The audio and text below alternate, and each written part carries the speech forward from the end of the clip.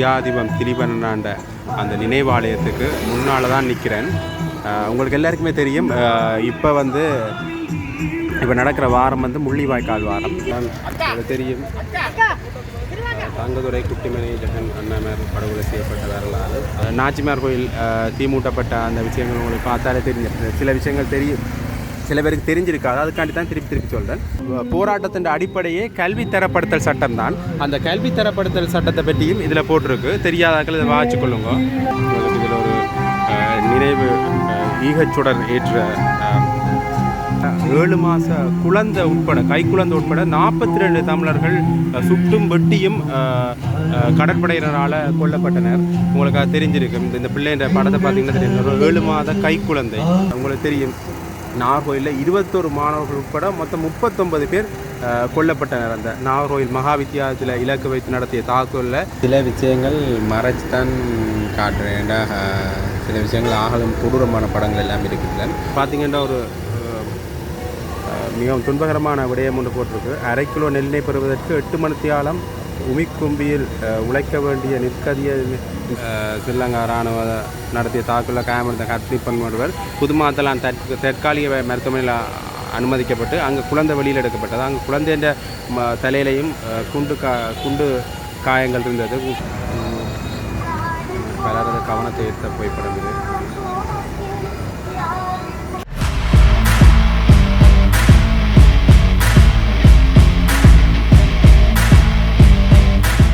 ஜெஃப்னா படியின் சொந்தங்களுக்கு வணக்கம். நான் இப்போ எங்கே நிற்கிறேன்னு உங்களுக்கு பார்த்தாலே தெரிஞ்சிருக்கும். தியாதிபம் திரிபன்னாண்ட அந்த நினைவாலயத்துக்கு முன்னால் தான் நிற்கிறேன். உங்களுக்கு எல்லாருக்குமே தெரியும், இப்போ நடக்கிற வாரம் முள்ளிவாய்க்கால் வாரம். இந்த முள்ளிவாய்க்கால் வாரத்தையொட்டி, முள்ளிவாய்க்கால் தினத்தையொட்டி ஒவ்வொரு விடயங்கள் செய்யப்படுது. குறிப்பாக ஊர்தி பவனி போகுது. அது மட்டும் இல்லாமல் பல இடங்களில் முள்ளிவாய்க்கால் கஞ்சிகளும் வைக்கப்படுது. அந்த வகையில் இன்றைக்கு இந்த தியாதிபம் திரிபன்னாண்ட நினைவாலயத்துக்கு முன்னால் தமிழ் இனப்படுகொலை செய்யப்பட்ட வரலாறில் தொடங்கி எங்களோட முள்ளிவாய்க்கால் கடைசி சண்டை மட்டுமான வரலாறுகள் ஃபுல்லாக போட்டிருக்கு.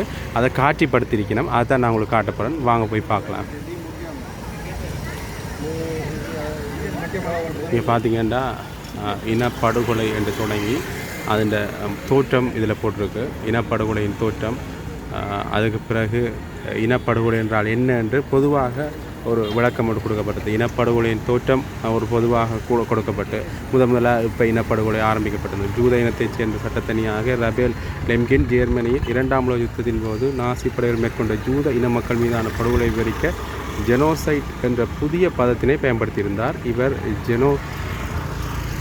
ஜெனோசைட் என்ற பதத்தினை பிரதான கிரேக்க சொற்பதமாகிய ஜினோ ரேஸ், அதாவது ஜினோ ரேஸ்ன்ற இனம், அப்போ ஜினோ ரேஸ் என்ற அந்த இதை பயன்படுத்தி தான் சொல்லியிருக்காருன்னு அந்த பொதுவான ஒரு இதை போட்டிருக்கு. ஜினோசைட்ன்றதில் தொடங்கி அந்த இனப்படுகொலை தோட்டம் போட்டிருக்கு.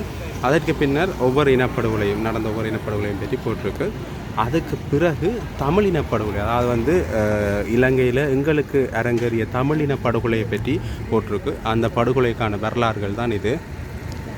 இலங்கை முழுவதையும் பௌத்த சிங்கள நாடாக்கும் நோக்கில் தமிழர்களுக்கு எதிரான வன்முறைகள், ஆயுதங்கள் மூலமான கொலைகள், சிங்கள குடியேற்றங்கள், பௌத்தமயமாக்கல் செயற்பாடுகள், கலாசார பண்பாட்டு படுகொலைகள் ஊடாக வடக்கு கிழக்கை தமது மரபுவழி தாயகமாக கொண்டு வாழ்ந்து வரும் தமிழர்களை பலவந்தமாக அங்கிருந்து அகற்ற ஸ்ரீலங்கா அரச பயங்கரவாதம் பல தசாப்தங்களாக முயற்சித்து வருகின்றது. பல லட்சக்கணக்கான ஈழத்தமிழர்களை ஸ்ரீலங்கா அரச பயங்கரவாதம் கொன்று குவித்திருக்கின்றது என்ற மாதிரி தொடங்கி அதன் பின்புலம் இங்கே கொடுக்கப்பட்டிருக்கு.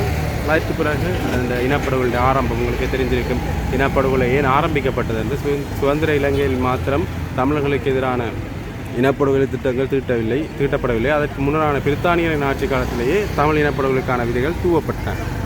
அக்காலத்தில் விவசாய மற்றும் காணி அமைச்சராக இருந்த டி.எஸ். சேனநாயக்கனால் தமிழர் பிரதேசங்களை ஆக்கிரமிக்கும் நோக்கில் சிங்கள குடியேற்றங்களை அமைக்கும் முயற்சிகள் முன்னெடுக்கப்பட்டன. அதன்படி தமிழர் தாயகமாக அம்பாறையில் கல்லோயா திட்டமும் திருவோணமலையில் கந்தலாய் அல்லை குடியேற்ற திட்டங்கள் ஆரம்பிக்கப்பட்டது என்று அதன் ஆரம்பத்திலிருந்து போட்டிருக்கு. உங்களை பார்த்தா தெரியும். அது பிறகு 1956 பொதுத் தேர்தலில் என்ன நடந்தது என்ற விஷயங்களையும் இதில் போட்டிருக்கு.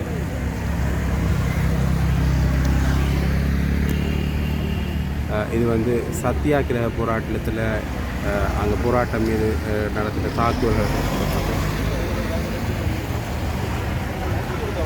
பத்திரிகையில் வெளிவந்த செய்தி. இதை நீங்கள் பார்க்கலாம்.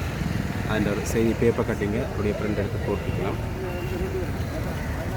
இது வந்து ஆரம்பம், அதாவது தொடக்கத்தில் இருந்து தொடக்கத்தில் நடந்த விஷயங்களை வெளிப்பட்டுருக்கு.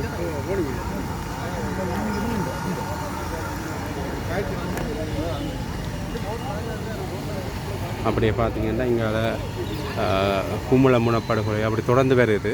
குமுளமுன படுகொலையில் தென்னவன் மரபடி படுகொலை அப்படி நடந்த ஒவ்வொரு படுகொலைகளையும் இங்கே காட்சிப்படுத்தியிருக்கிறேன். இதில் சிலதுகள் இங்கே இருக்க எங்களுக்கே சில படுகொலைகள் தெரியாமல் இருக்கும்.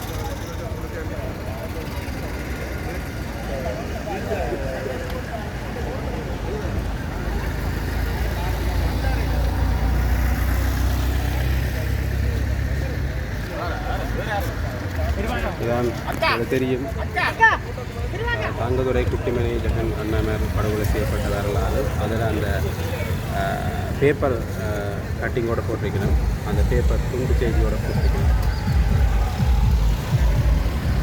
இது வந்து வெலிகடை சிறைச்சாலை படுகொலை. வெலிகடை கலவரம் நடக்க அந்த கலவரம் ஜூலை கலவரம் நடக்க அப்போ வெலிகடை சிறைச்சாலையில் படுகொலை செய்யப்பட்ட இந்த இந்த ஃபோட்டோவையும் போட்டு ஒரு செய்தி கட்டிங்கோடு போட்டிருக்கணும். இதுவும் அந்த ஜூலை கலவரத்தின் தொடர்ச்சியான படங்கள்லாம் நீங்கள் போட்டிருக்கணும். உங்களை பார்த்தாலே தெரியும்.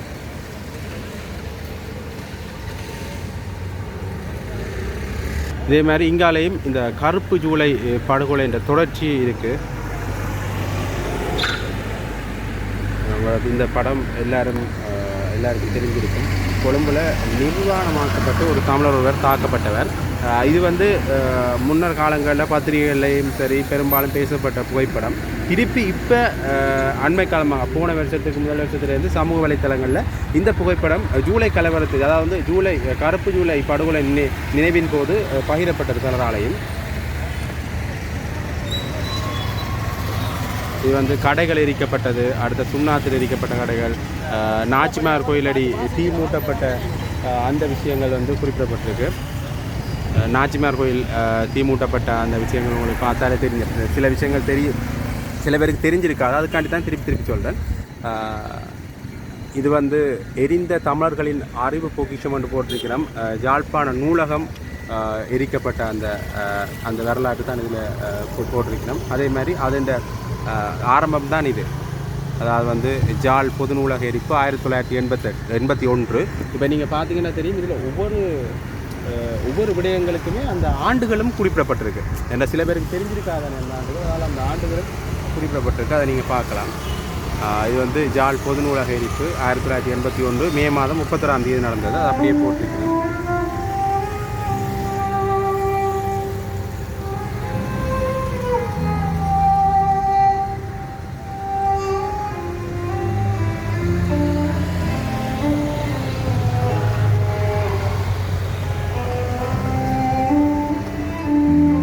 இங்கால என்ன போட்டப்பட்டிருக்குன்னா 1958 பண்டாநாயக்கா செல்வநாயகம் ஒப்பந்தம் உங்களுக்கு தெரிஞ்சிருக்கும்.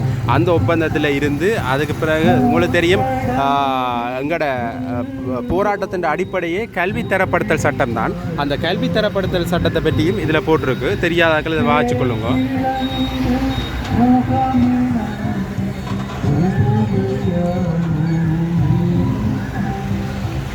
அடுத்து வந்து மிக முக்கியமான சம்பவம் தமிழராட்சி மாநாட்டு படுகொலை. உங்களுக்கு தெரிஞ்சிருக்கும். வீரசிங்கம் ஓலுக்கு முன்னாலேயே அந்த தமிழராட்சி படுகொலை நினைவேந்தல் தூபியும் இருக்குது. அதை நீங்கள் பார்த்துக்கொள்ளலாம்.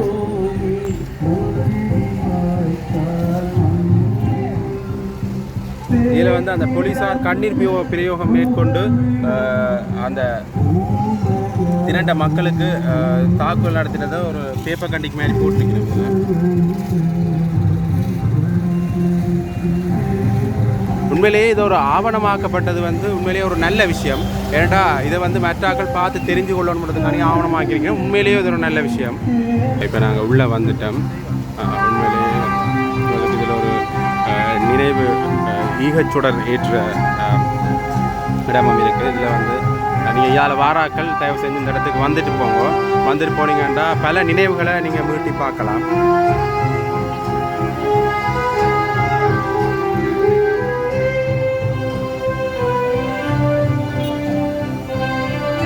இங்கே பார்த்தீங்கன்னா குமுதினி படுகொலை 15/5/1985. இது உங்களுக்கு தெரிஞ்சிருக்கும். அண்மையிலேயும் நேற்று இதுண்ட நினைவேந்தல் வந்து நடந்தது. உண்மையிலேயே குமுதினி படுகொலையில் 7 மாத குழந்தை உட்பட கைக்குழந்தை உட்பட 42 தமிழர்கள் சுட்டும் வெட்டியும் கடற்படையினரால் கொல்லப்பட்டனர். உங்களுக்கு அது தெரிஞ்சிருக்கும். இந்த பிள்ளைன்ற படத்தை பார்த்தீங்கன்னா தெரியும். ஒரு 7 மாத கைக்குழந்தை, அந்த பிள்ளையும் அந்த இடத்துல கொல்லப்பட்டது. சில இடங்களில் உண்மையிலேயே எங்களுக்கு கண்ணீர் வார அளவிலான ஒரு சில விஷயங்கள்லாம் நடந்திருக்கு. இதுவும் பலருக்கு தெரிஞ்சிருக்க வாய்ப்பில்லை. அதாவது குமுதினி படுகொலை தெரிஞ்சிருக்கும், சில பேருக்கு இப்போ பிறந்த பிள்ளைகளுக்கு அது தெரிஞ்சிருக்க வாய்ப்பில்லை.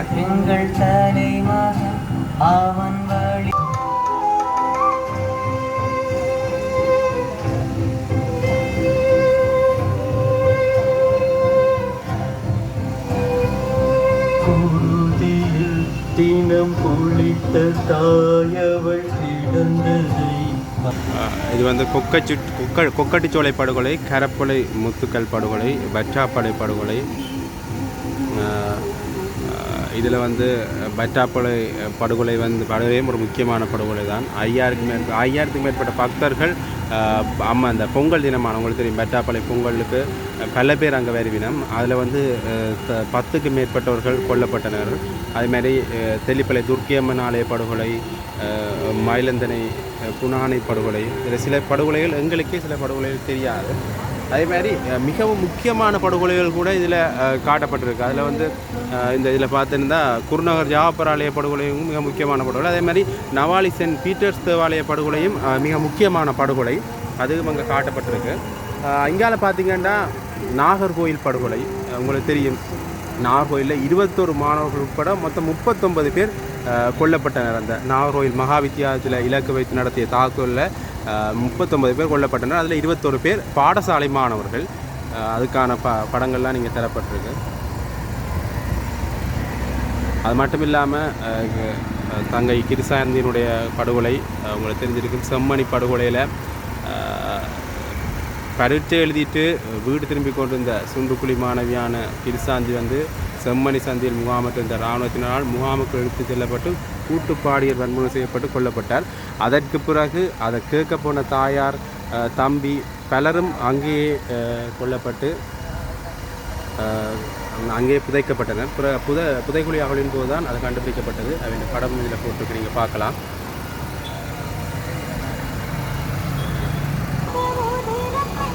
புத்தூர் படுகொலை, அடுத்த உதயன் பத்திரிகையில் நுழைஞ்சு செய்யப்பட்ட படுகொலை,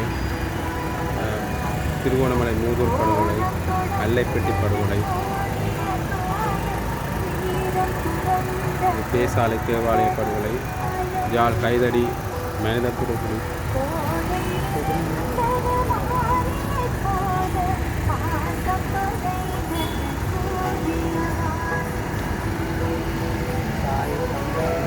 இது வந்து மன்னாரில் வந்து வங்காள என்ற பிரதேசத்தில் வங்காள கிராமத்தில் வந்து தச்சு தொழிலாளிகள் வீட்டுக்கு புகுந்து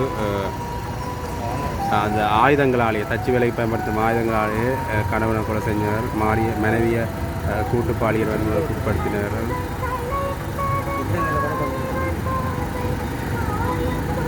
இதில் இந்த சின்ன பிள்ளைகளையும் கொண்டிருக்கிறோம், அதையும் போட்டிருக்கிறோம்.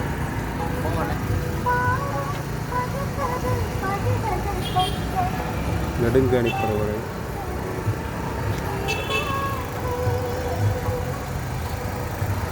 இதில் நீங்கள் பார்க்கலாம். செஞ்சோலை படுகொலை, செஞ்சோலை சிறுவையில் மீது ஸ்ரீலங்கா விமானப்படை நடத்திய தாக்குதலில் 53 மாணவிகள் 4 பணியாளர்கள் உட்பட 57 பேர் கொல்லப்பட்டனர். உண்மையிலேயே இப்பையும் செஞ்சோலை படுகொலையின் நினைவு வாரம் அனுஷ்டிக்கப்படுறது 8ஆம் மாதம் 14ஆம் தேதி. இது அம்பாறை இரந்தன்குளம் படுகொலை, விவசாய கல்லூரி மாணவர்கள் படுகொலை, புதுக்குடியிருப்பு கைவேரி படுகொலை, மன்னார் படகுத்துறை படுகொலை,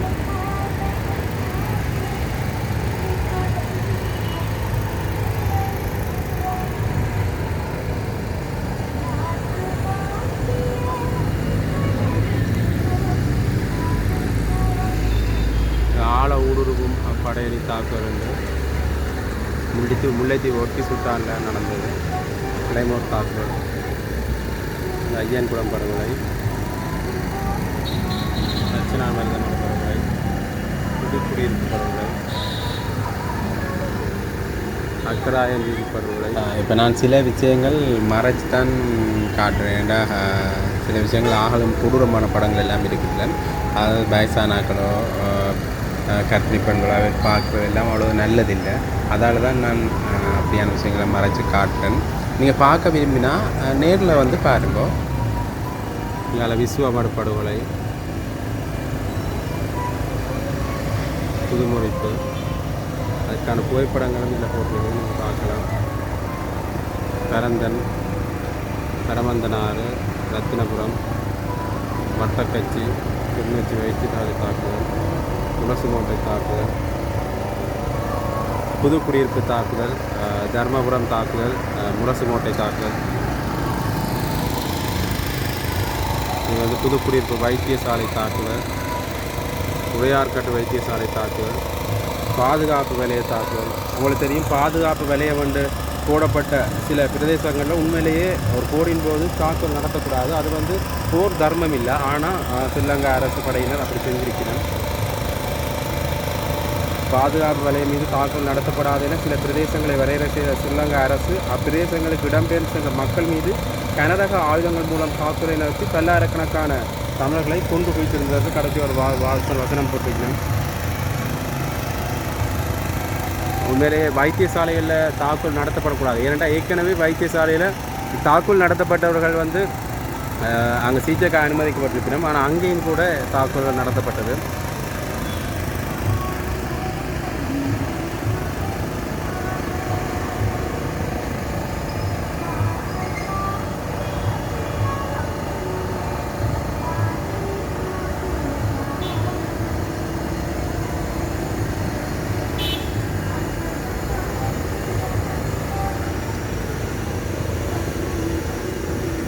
உண்மையிலே பாதுகாப்பு நிலையம் என்று சொல்லப்பட்ட பல இடங்களில் மீண்டும் தாக்குதல் நடத்தப்பட்டது. அதுக்கான பாதுகாப்பு நிலையம் மீதான ஸ்ரீலங்கா அரசு நடத்தப்பட்ட தாக்குதல் 20க்கும் மேற்பட்ட தமிழர்கள் கொல்லப்பட்டு பலர் காயமடைந்தனர். அது அந்த பாதுகாப்பு நிலையங்கள் மீதான தாக்குதல் நீங்கள் போட்டிருக்கு.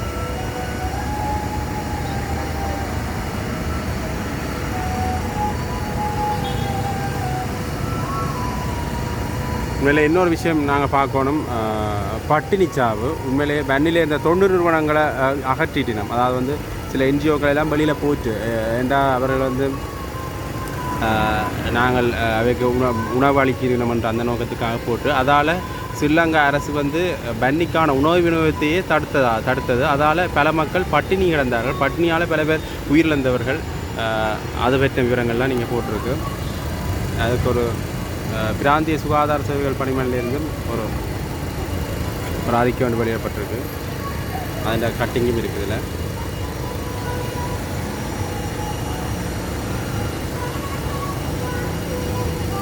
இதில் பார்த்திங்கன்னா ஒரு மிகவும் துன்பகரமான விடயம் ஒன்று போட்டிருக்கு. 1/2 கிலோ நெல்லை பெறுவதற்கு 8 மணித்தியாலம் உமிக்கும்பியில் உழைக்க வேண்டிய நிற்கதியற்ற நிலையை நாம் அடைந்துள்ளோம் என மன்னாரிலிருந்து பலமுறை இடம்பெயர்ந்து தற்போது பொக்கனையில் வசிக்கும் கார்த்திகை சிவலிங்கம் என்பவர் கவலை தெரிவித்துள்ளார். இந்த ஒரு நெல்லை பெறுவதற்கு 8 மணி நேரம் கடும் முயற்சி என்ற அந்த இதில் போட்டிருக்கிறோங்க. உண்மையிலேயே இதை உங்களோட பிள்ளைகளையும் கூட்டிக்கொண்டு வந்து இது பாருங்க. பார்த்து இதில் வாசிங்கன்னா தான் இது இந்த அடுத்த கட்ட இது இந்த உண்மையான விஷயங்கள் அடுத்த கட்ட சந்தைக்கு கடத்தப்படும். இதே இந்த வெடிக்காமல் அப்படியே துடையை துளைச்சோண்டு பண்ணிட்ட பெண்ணோட அந்த துடையை துளைச்சோண்டு பண்ண ஏவுகணைன்ற அந்த ஃபோட்டோ போட்டுருக்கு.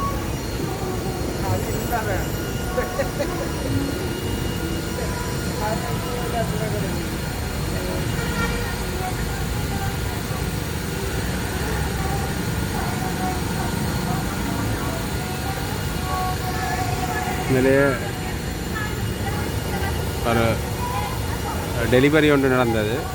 ஸ்ரீலங்கா இராணுவ நடத்திய தாக்குதலில் காயமடைந்த கர்ப்பிணி பெண் ஒருவர் புதுமாத்தலான் தற்காலிக மருத்துவமனையில் அனுமதிக்கப்பட்டு அங்கே குழந்தை வெளியில் எடுக்கப்பட்டது. அங்கே குழந்தைன்ற தலையிலையும் குண்டு காயங்கள் இருந்தது, குண்டுகள் துளைக்கப்பட்ட அடையாளங்கள், குண்டு உள்ளே போன விடயங்கள் எல்லாம் இந்த இதில் இருந்தால் தான் இதில் போட்டிருக்கணும். சில விஷயங்கள் நாங்கள் காட்ட இல்லாதன்றதால சில விஷயங்கள் அப்படியே கொண்டு வரேன். குழந்தைன்ற கை வழியில் வந்த கர்ப்பிணி பண்ண இந்த வயிற்றுல இந்த குழந்தைன்ற கை வழியில் வந்த அந்த இதெல்லாம் இதில் போட்டிருக்கணும்.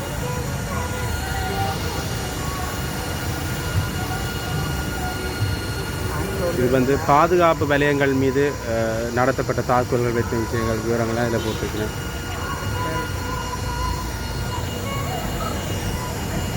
இல்லை கன பேர் வந்து பார்க்க கொண்டு விரிக்கணும். இதுவும் அது முள்ளிவாய்க்கால் பகுதியில் பாதுகாப்பு வலயம் சொல்லப்பட்ட இடங்களில் நடத்தப்பட்ட தாக்குதல்கள்லாம்.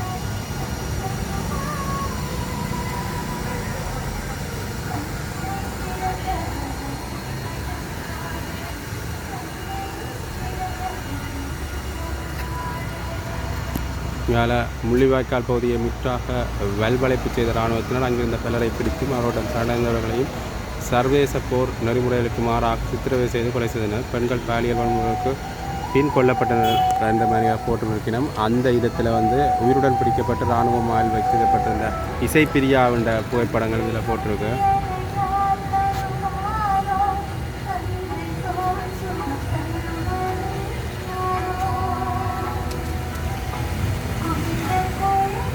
பாலச்சந்திரனுடைய படம் போட்டிருக்கு. இது உங்களுக்கு பலருக்கும் தெரிஞ்சிருக்கும்.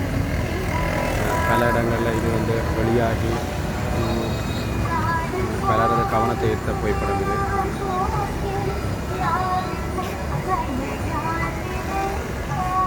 இது சேனல் போல வழியான காணொலிகளில் அந்த ஸ்க்ரீன்ஷாட்ஸ் போட்டிருக்கணும்.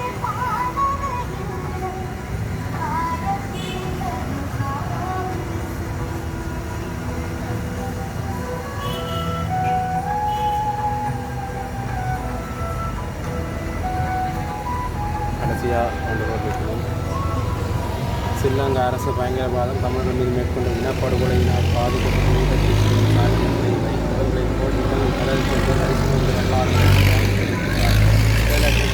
வரலாறுகளை வெளிச்சொல்ல முடியாதவாறு கொல்லப்பட்டு மண்ணுக்கு புதையுண்டு போனார்கள்.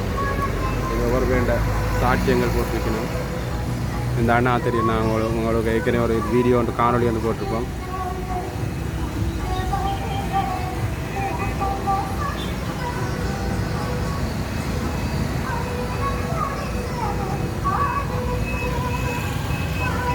உண்மையிலேயே இவ்வளவு தான் அந்த காணொலி. இந்த காணொலி எதுக்காக போட்டினாண்டா இந்த விஷயங்கள் அடுத்த தலைமுறை கடத்தப்படணும், தெரியாத ஆக்களுக்கும் இந்த விஷயங்கள் தெரிஞ்சு கொள்ளணும் தான் போட்டினான். இங்கே பார்த்தீங்கன்னா இங்கே கொஞ்சம் பேர் வந்து பார்த்து இருக்கணும். இப்போ தொடங்கியிருக்கு. நீங்களும் இந்த பார்க்க வேணுமெண்டா இங்கே வந்து பார்க்கலாம். ரியோ கடைக்கு முன்னாலேயே இருக்குது. அதாவது ரியோவுக்கு பக்கத்தில் தியாதிவன் திருமண்ணான நினைவாலயம் இருக்குது. அதற்கு முன்னாலேயே இந்த காட்சிப்படுத்தல்கள் வந்து வைக்கப்பட்டிருக்கு. நீங்கள் வந்து பார்த்துக்கொள்ளலாம். இதே மாதிரி இன்னொரு காணொலியில் நான் உங்களை சந்திக்கிறேன்.